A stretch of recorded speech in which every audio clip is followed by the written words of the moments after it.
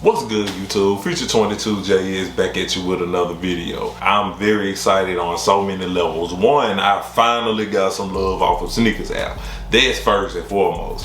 It's been a long time, a very long time since I hit anything on Sneakers app, especially when it comes down to a shock drop. I'm also excited because I really wanted to check this shoe out in hand first. This is one of those shoes that you have to feel, you have to try on, you have to see for yourself if you want it or not, especially if you're in pursuit of it. It's scheduled to release in a couple of days, so hopefully you guys check this video out and it'll help you come to a decision. So let's get into them and check them out. Checking out the box.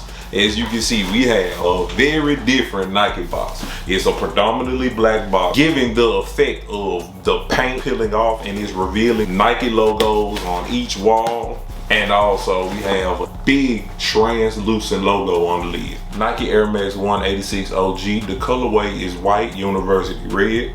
This is a size 12, and I'm on the fence about it being a personal pair, I have to say. And here we have the Nike Air Max 186 OG Big Bubble. The cut is just something about this cut. It looks just like the original Air Max 1s, and I love it. I like Air Max 1. I feel this is the undefeated Air Max 1 colorway. It's so classy and it's so fire. This shoe was designed by the great Tinker Hatfield. Tinker Hatfield, if you don't know, is one of the most infamous designers to ever have graced Nike's presence. He's created the Air Jordan 3s, the Air Jordan 4s, the Air Max 1s, and plenty other dope silhouettes that we all love to this day. The Air Max 1 that we all know and love originally debuted in 1987. In 1986, there was a small run of these shoes in production. This was the original Air Max design. The Big Bubble didn't stay with the silhouette for long because when the runners started running in intense heat, the air bubble was eventually bursting. Tinker got back to the drawing board and they redesigned the Air Max 1 with the smaller bubble in which we have on all of the Air Maxes that we get today. This is scheduled for release on Air Max Day, which is, I think, March 26th, if I'm not mistaken. Now,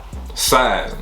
As far as sizing is concerned, I'm a natural size 12. I have a long, narrow foot. If I was a 12 with a wider foot, I actually have to recommend you go a half size up. In this area here, it is very snug, even after I undone the laces. So now, granted, if you know your size, you know your size. If you know your foot, you know your foot. So that's what I recommend for the sizing. Comfort, I have to tell you guys, is A1 in this shoe. And for it to be so big, it's actually quite light as well, so it won't be so heavy and clunky on your foot. So getting into the shoe, we have our traditional black, white, and red Air Max 1 outsole, our nice soft midsole, with the highlight of the shoe, this big huge bubble. The entire upper of the shoe is wrapped in nubuck and nylon. Nice hit of red nubuck wrapping around the mud guard. A nice tech gray nubuck around the forefront of the shoe.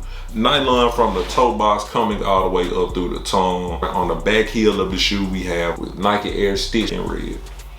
Just so you know, whatever pair you get, you're supposed to have a size tag on the inside, and you're supposed to have your size stamped on the ankle collar of the shoe. And it all stitched in the tongue of the shoe, we have a big softly padded Nike Air Max logo, and that completely sums up the shoe. In my personal opinion, this is a very nice retail dub, retail or bust for this shoe.